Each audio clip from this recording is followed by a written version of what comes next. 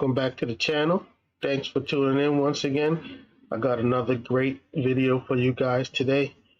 But before we get into the content of this video, if you haven't already, please like this video, share the channel out, and subscribe to the channel. So today's video, we're going to be looking at or digging into why Moorish Americans wear the fez. We're not going to be digging into the actual history of the fez or where it comes from. We're just going to be looking into why Moorish Americans wear the fez and why the leader of the Moorish Science Temple, when he started the temple, used the fez as a way to gain some respect from the powers that be. Now, there were some things going on in the time period. The Moorish Science Temple was started in the early 1900s. So as you know, in those times back in America, there was a lot of racism going on. So there was a guy named Timothy Drew. He had this idea to try to help his peoples get some respect by opening up what is called the Moorish Science Temple of America. And with this, they were going to join the temple and gain some respect from the powers that be, because racism was so rampant back then. So this is Timothy Drew. He's the founder of the Moorish Science Temple of America. And one of the reasons for starting the temple was to uplift fallen humanity.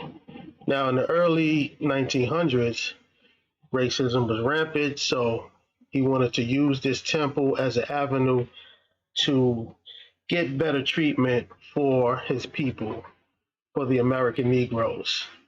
Now, we know the American Negroes were at the bottom of the totem pole, so what he set out to do was help them get some respect so that way they could possibly be treated better, which is a noble act. You know, he wanted to help his people. So part of doing that, his members were to wear a fez hat. Now, we're going to be digging into what was going on around that time period and why they chose this hat.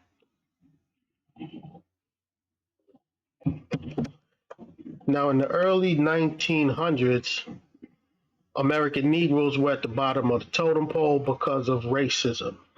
Now, racism was very ignorant and stupid ideology. So just because the American Negroes were at the bottom of the totem pole didn't mean that they weren't smart, because they were, in fact, very smart. And in many ways, they figured out ways to trick the powers that be, the white Americans that were treating them bad. They found different ways to trick them into getting treated better. So we're going to look at a couple of things that was going on around the time period that helped these American Negroes trick the whites to get better treatment in America. And that's them tricking the white Americans, helped them get better treatment. And part of tricking them was putting on this hat. It was a situation where they needed to hide the wool. Now, the wool, of course, is their hair. What they sought out to do was hide the wool with the international headdress, because they figured out that internationals, foreigners who looked just like them, foreigners that were coming from other countries who looked just like them, were being treated much better than they were, the American Negroes. So pretty much, if you were born in America, you were being treated bad. But if you were a foreigner, that looked just like these Negroes, they were being treated much better. Now, foreigners, we know, didn't dress like the American Negroes. So what these American Negroes had to do was adapt a foreigner look. And part of that, adapting a foreigner look, was putting on a foreign headdress. And that headdress that this man chose for his foreign look that he wanted his people to adopt was the fez.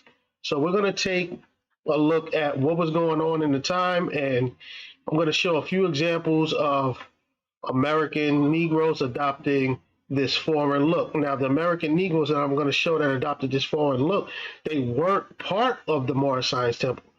As I stated, American Negroes in general just figured out that they can trick the white Americans into thinking that they were foreigners, and Noble Drew Ali took note of that. So this is part of the reason why he wanted his members of his Moorish Science Temple, to also adopt a foreign headdress. So now we're going to look at some examples of some American Negroes adopting the foreign look. Now this here is Reverend Jesse. We're going to read his story.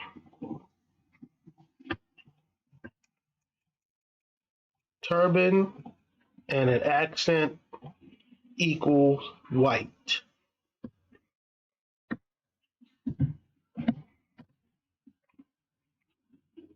As you can see, he's wearing a foreign headdress. He's wearing a turban type thing.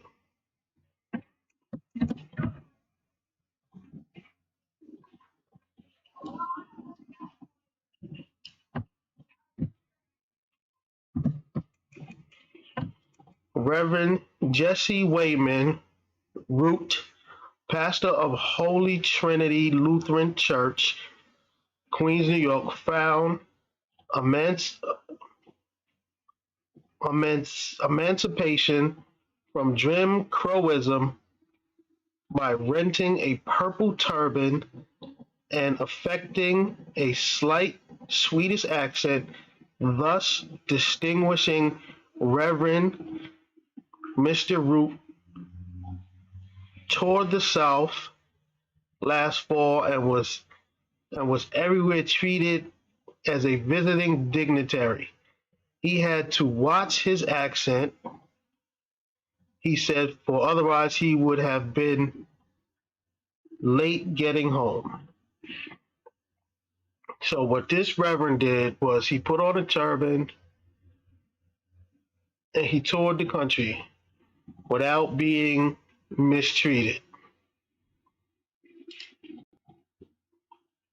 This is the same reverend. Now these are newspaper clippings. These are newspaper clippings of the reverend, because this was a big story. He tricked the powers that be. Let's read this one.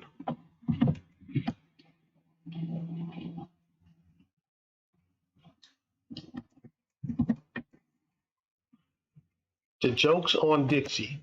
The Reverend Wayman Routte, New York Negro clergyman, evaded Jim Crow when he traveled through the South recently wearing a rented turban, faking a Swedish accent, and getting himself everywhere courteously accepted as a visiting dignitary. He traveled in the white section of the segregated trains, ate in restaurants with whites, and was confidently told by officials how they keep the Negro in his place. Throughout his visit in Moab, he was most cordially treated. Now, this man, this American Negro, he put on a turban and was touring the country. He rode in the whites only cars. Now, as I stated, racism was a very stupid thing. So Negroes were finding ways to trick the whites with their own stupidity. They hated American Negroes, but they didn't hate other Negroes that were born outside of the United States. Now, the Negroes that are born outside of the United States, obviously they dress different. They dress as foreigners. They wear turbans and different type of attire. So what American Negroes were doing, they were putting on a headdress because, as you know, a turban is a foreign look. So they were putting that on and fooling the whites and were being treated just like white people, which being treated respectfully. So as I was saying, Noble Drew Ali, the founder of the Moorish Temple, he saw that this was going on, so he adopted the same type of tactic for his members. He made them put on a fez cap, a foreign cap, so that way they would be treated better and treated respectfully when seen walking around in the town. So this is one of the ways the American Negroes outsmarted the powers that be. So here we're going to look at another article, see what this one is saying. Queens Negro pastor in a turban gets white service in Deep South.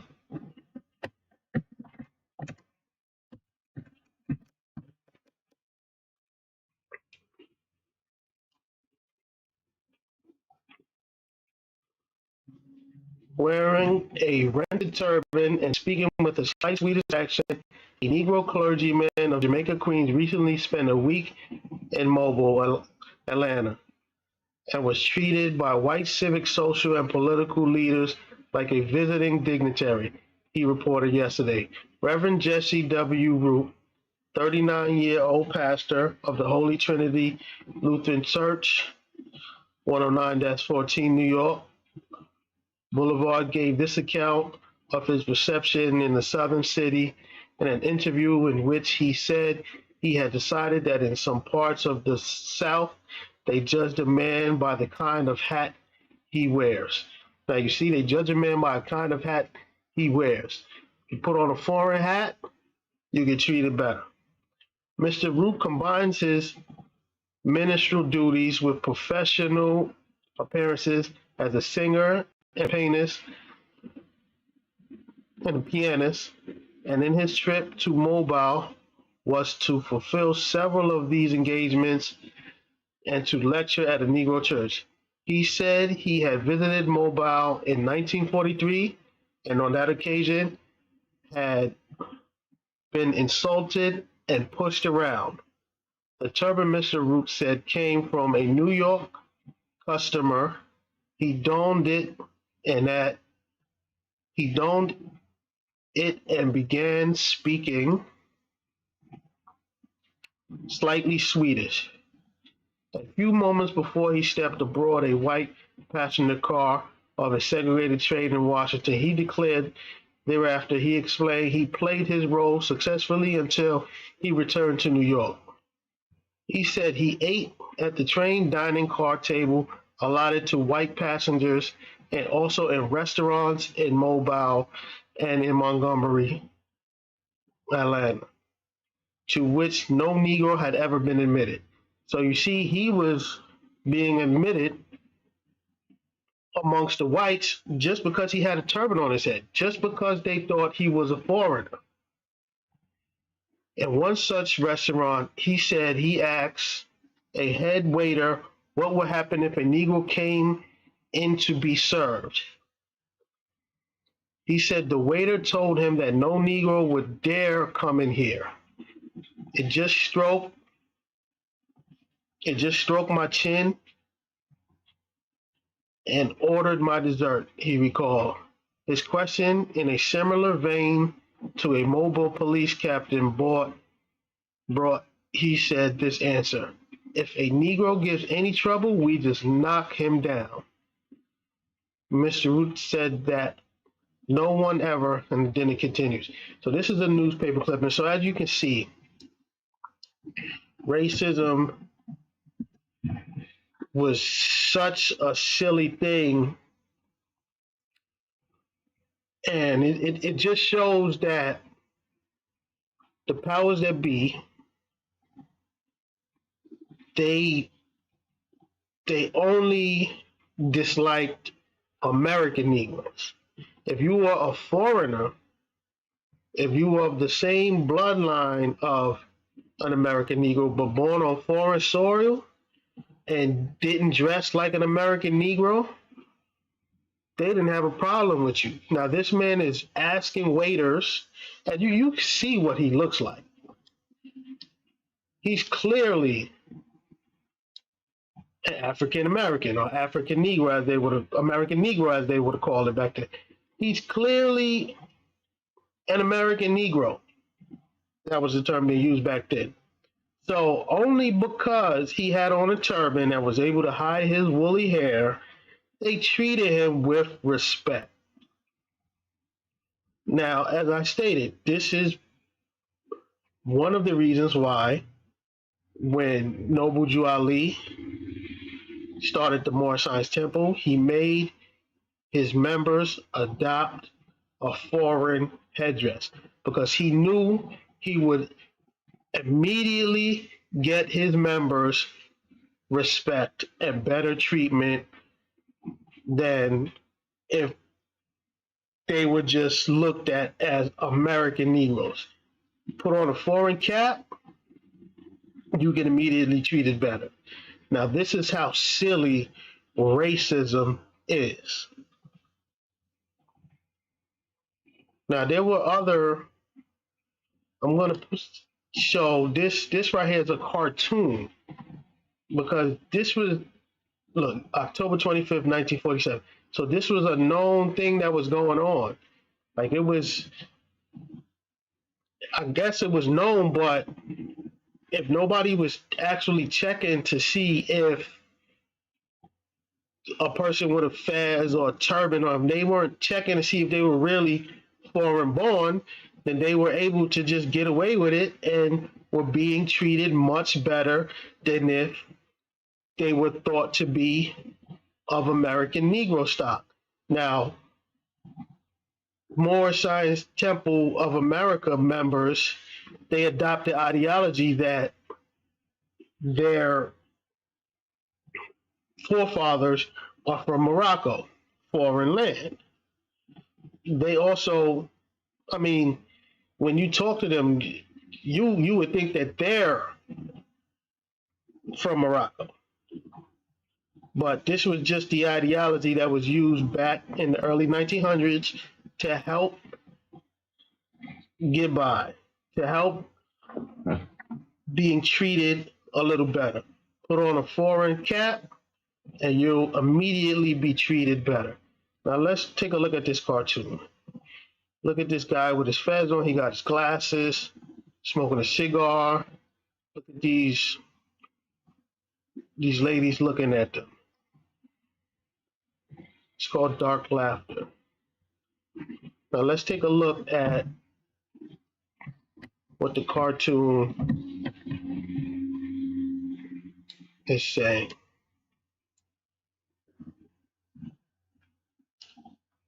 That's Bootsy and them other fools looking like United Nations folks.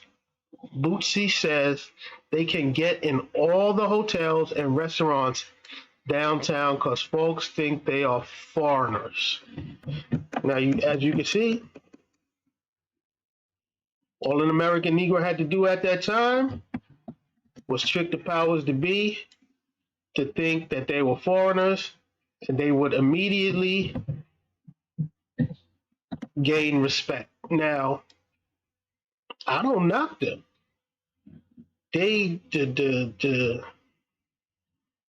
deck, it was stacked against American Negroes from day one. There were rules and laws enacted against them to stop them from gaining success in the United States.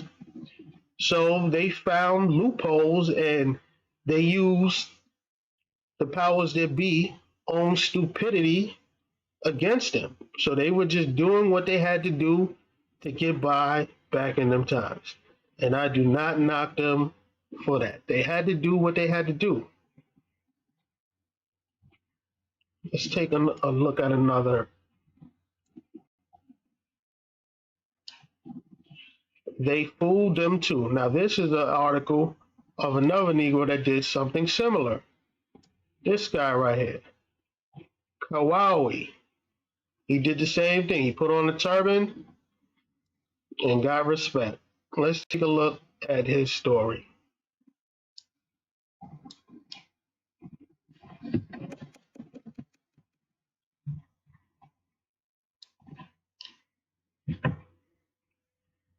If you don't believe that bigoted whites who insist on strict segregation in the South are easiest to fool, the Reverend Jesse Routte is the case in point.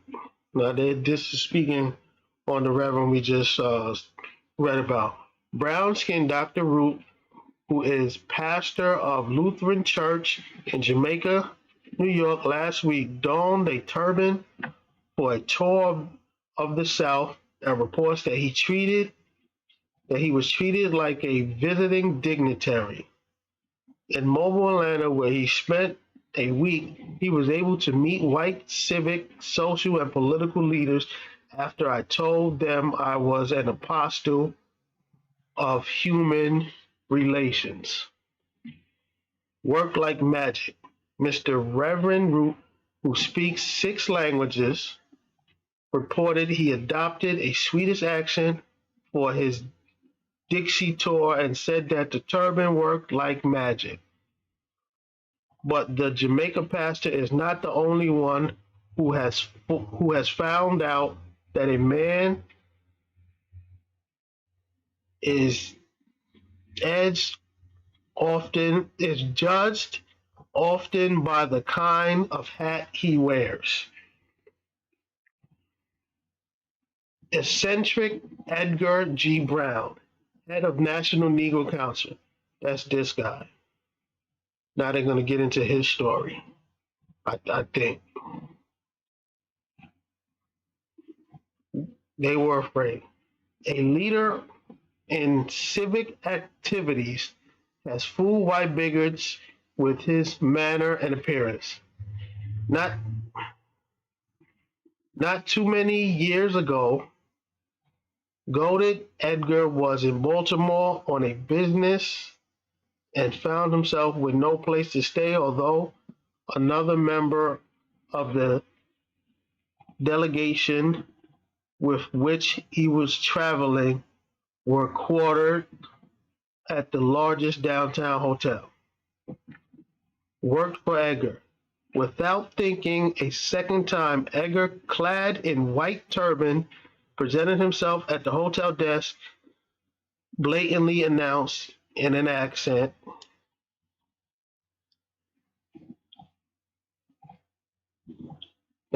tones that he had made previous reservations and in a short order was shown to one of the better rooms. So when he first stepped in the hotel, with his compatriots. Let me see. Found himself with not too many years ago. Go to Edgar in Baltimore.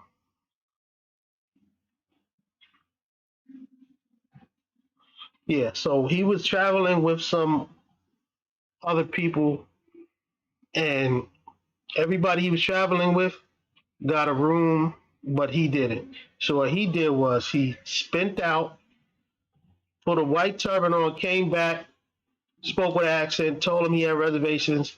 Boom, he gets a room. So this once again shows you that back in these times, in the early 1900s, American Negroes, they found a way to get treated better. They would slap on a foreign headdress, a turban, fez cap, and will be immediately treated better. The practice of passing of colored students as foreigners is an old one. You see, this is saying that this practice, it was pretty much known to the American Negro. This was something that they did. It helped them. Not too many years ago, a visiting lecturer at Columbia University recounted to a class how he had traveled unmolested through the South with a group of students of both races. We anticipated there would be trouble, he said, so we gave the colored students foreign names and identified them as African princes. We have no trouble, and everybody was cordial. So you see, this is another story where some students were traveling, so they knew that they wouldn't be treated very well. So what they did was they acted like they were foreigners, told the people that they were around that they were princes, and they were treated fine. Let me read that again. The practice of passing of colored students as foreigners is an old one. Not too many years ago, a visiting lecturer at Columbia University recounted to a class how he had traveled unmolested through the South with a group of students of both races. We anticipated there would be trouble, he said, so we gave the colored students foreign names and identified them as African princes. We had no trouble and everybody was cordial. Kawoni Caston, the human relations advisor for many years, wore a turban and recounted little or no trouble he entered into the Southland. Scared to ask. Because he is, I can't read that word, whites had an even harder time organizing themselves to question his identity. And he went into the better places without incident. Proof that bigoted whites don't really know when they have a real colored American on their hands can be found in the Florida murder of a Dominican youth last December. Jose Adrian Trujillo Chayes, 20, was shot to death by Florida cop who mistook him for a colored American despite his protest that he was from the Dominican Republic. He is said to be related to the man who murdered the heirs of Doris Duke.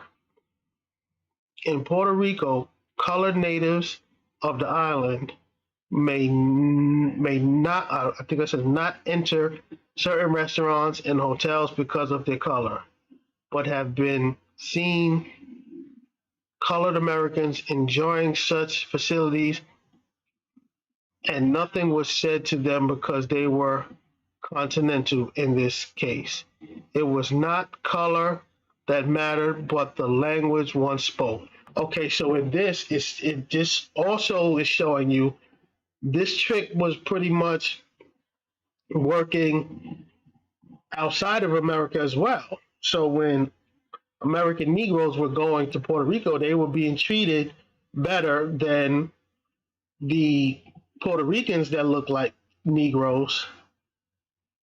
And they were being treated better because they were foreigners. They were speaking English as opposed to speaking Spanish. Full of contradictions. Because this whole question of race relations fulfill out contradictions, it's always amuses me to hear of incidents where we put one over on them. It happens every day here in Baltimore. Just last week at a club meeting, a friend reported how she entered the biggest downtown store, which does not allow colored persons to enter unless they're shopping for someone or employed there, and was fitted from skin out and served in the restaurant. No one looked at her twice.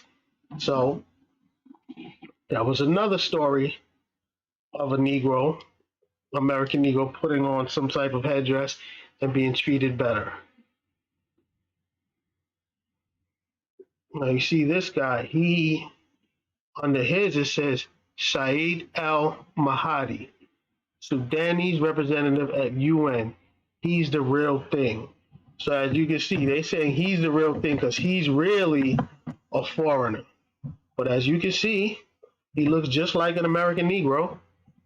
And he has a turban on. So this guy is pretty much who the American Negroes were imitating. You see, this guy was from the Sudan. So you see, coming from Africa, this is how he dressed. So the American Negroes were imitating this type of dress and were being treated much better, because if you were a foreigner to the powers that be, you got treated with respect. So Moorish Americans adopted the same tactic. When the Moorish Science Temple was founded, Noble Drew Ali told his members to put on that foreign headdress, the fez, and you'll be treated better. Hide the wool with a foreign cap, and you will be treated better. Now, this is the story of a woman acting like she was from India. I'm not going to read this one, but you guys can pause this and see it.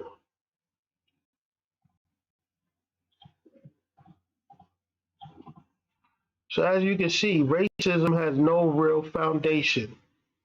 People being hated for the color of their skin is not even really real. Because if you were a foreigner and you look like a Negro, you were being respected. If you had on a foreign headdress, if you could hide your woolly hair, they thought you were a foreigner and they were treating you with respect. Now we're going to look at another example of a foreigner being treated with respect. Now this example is from Booker T. Washington, something that he himself saw with his own eyes. This is coming from Up From Slavery, an autobiography by Booker T. Washington. Let's read it.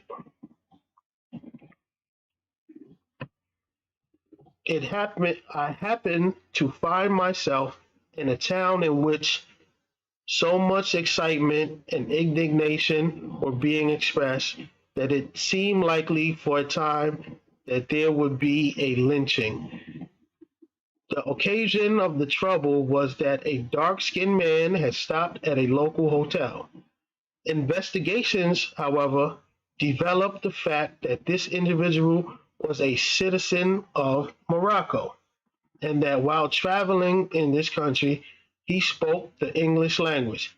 As soon as it was learned that he was not an American Negro, all the signs of indignation disappeared. The man who was the innocent cause of excitement, though found it prudent after not to speak English. See, so as you can see, this man from Morocco, he was in a hotel, dark-skinned man, and they thought he was an American Negro. But after investigations was made, it turns out that this man was from Morocco. He was here and he was speaking the English language. So after all of the excitement, he was like, nah, you know what? I'm not going to speak English no more. He went back to speaking Arabic because that is the language of his country. So speaking a foreign language could also show that you are a foreigner. Now, this is when Moorish Americans see stuff like this. This is why they're so stuck on they want to be from Morocco. This is why they make the claims that they're descendants of Morocco, because they see stuff like this and they see that Moroccan citizens were over here and getting respect. The only problem with them claiming that they're from Morocco is that they're not from Morocco. They're born here in America, so they're American. They're not Moroccans. They don't speak Arabic. They have a U.S. birth certificate. They have a social security card. So Moorish Americans can't run around and act like they're from Morocco, because they're not. It can be easily proven that they're Americans. Now, those type of mental tactics that were done back then to get respect from the powers that be, those type of tactics are not needed in today's time.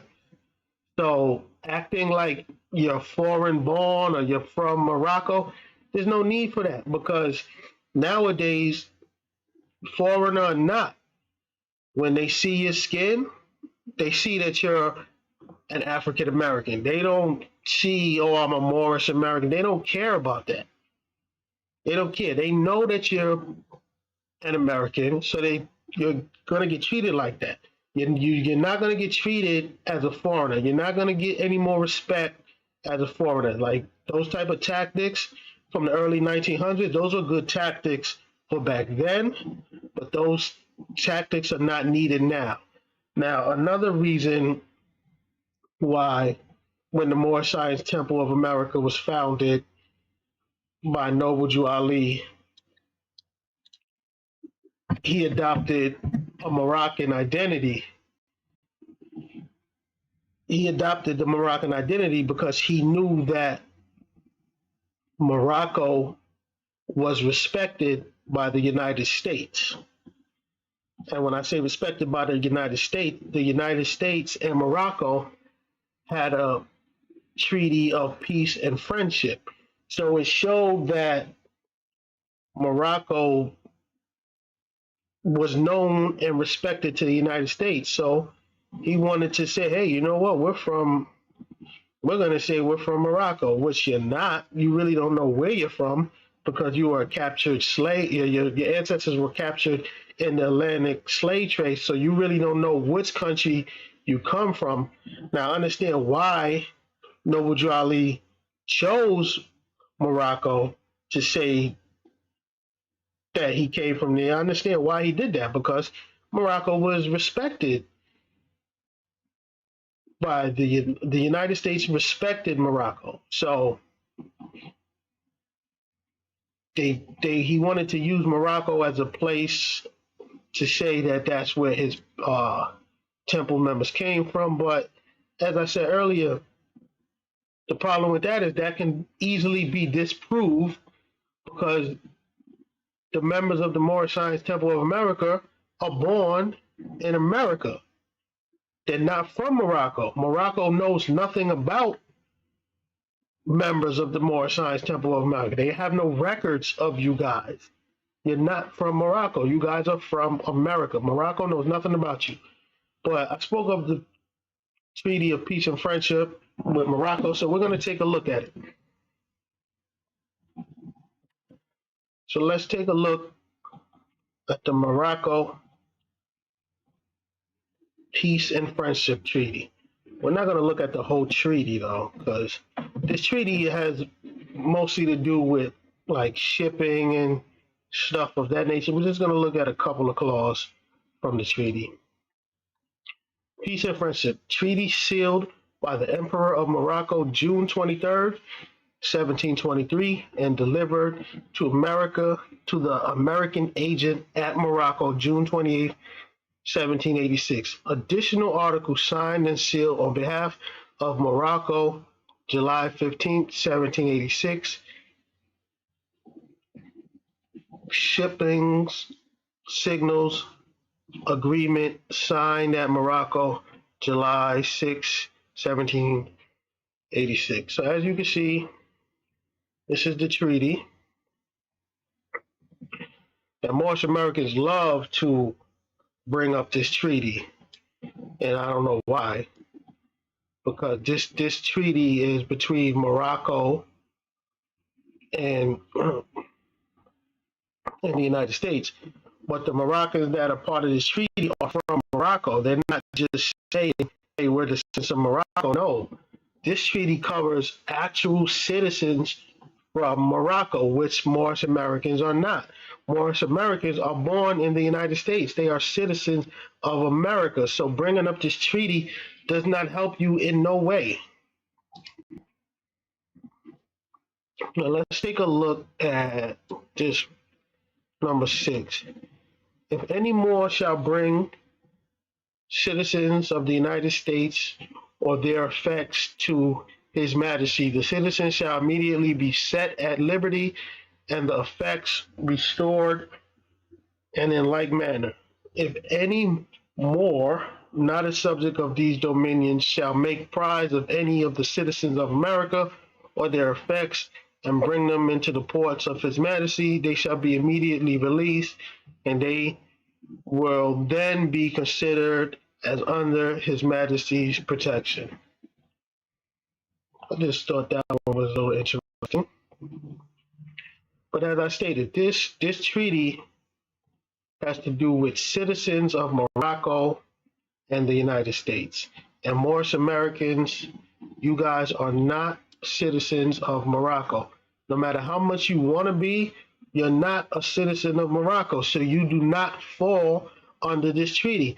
Furthermore, this treaty does not absolve you of crimes that are committed in the United States.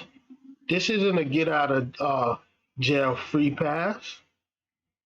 So even if a Moroccan citizen came over here and committed a crime, this treaty is not going to stop them from being arrested and detained and tried.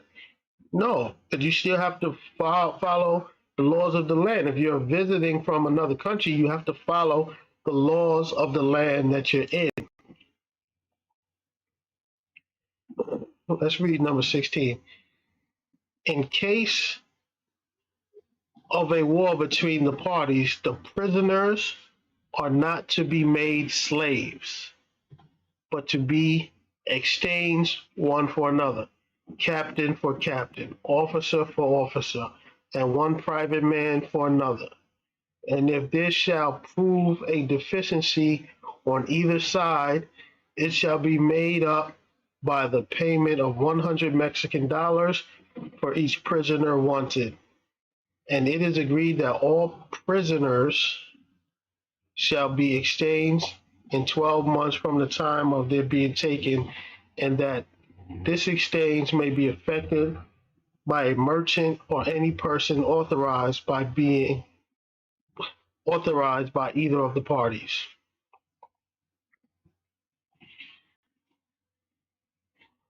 If a citizen of the United States should kill or wound a Moor or on the contrary, if a Moor shall kill or wound a citizen of the United States, the law of the country shall take place, and equal justice shall be rendered.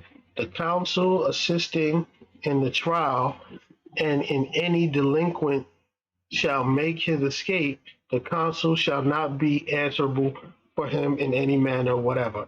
So as you can see, if a Moor commits a crime, and this one is specifically referring to murder, it is saying that the citizen, the Moor shall kill a woman, the United States, the country shall take place and equal justice shall be rendered.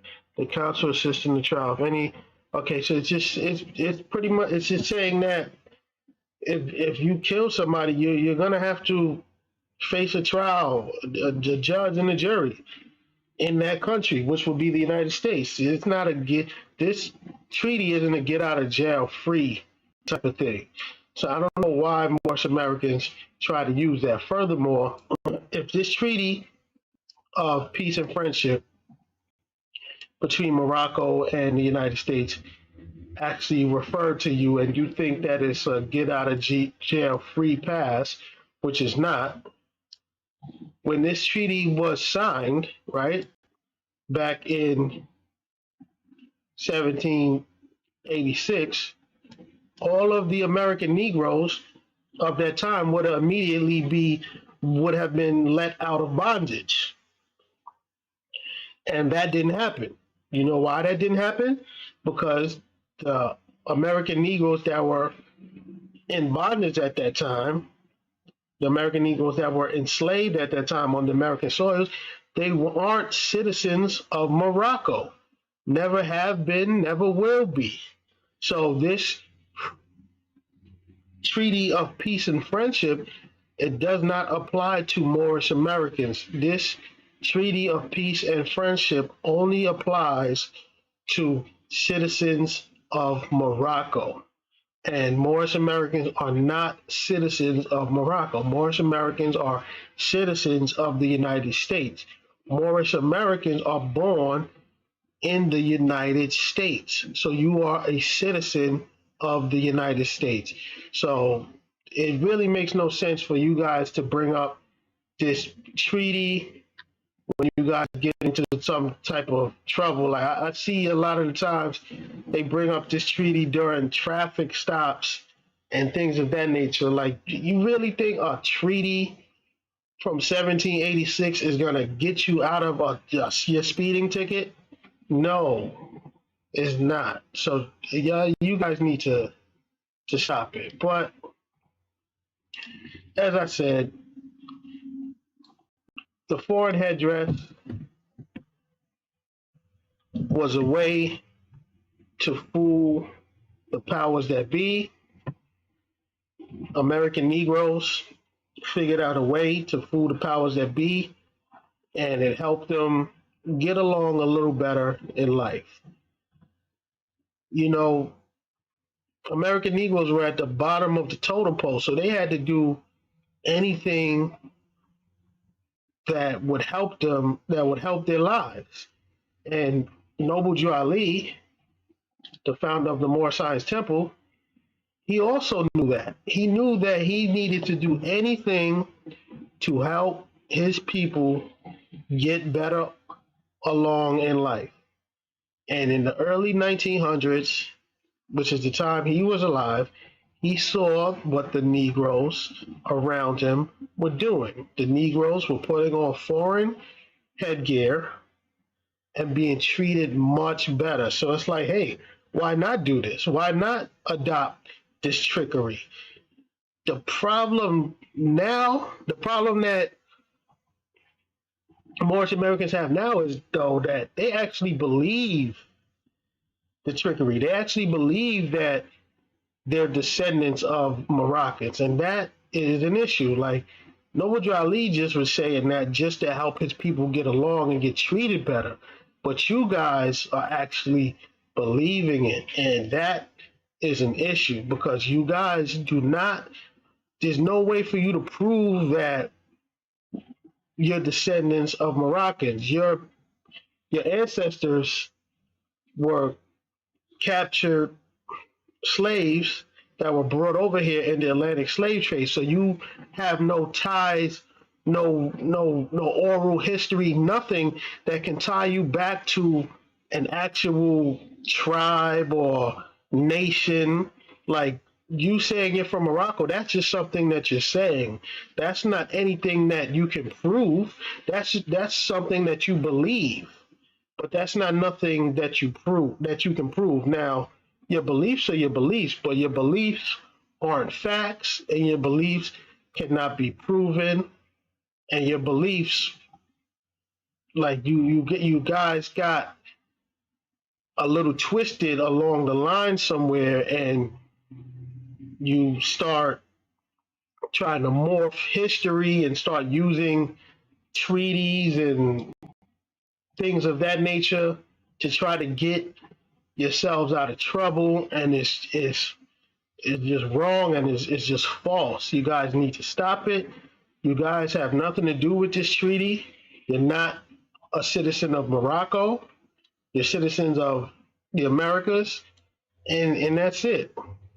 So, like I said, American Negroes needed a way to get treated better, and they found that way, and they used that, and they used it. And the Moorish Science Temple of America adopted it. Now, this is why they chose to put on a foreign headdress. They chose to put on the fez to make them look like they were internationals, so that they can get treated a little better. So this is part of the history on why Moorish Americans are now, even to this day, wearing a foreign headdress.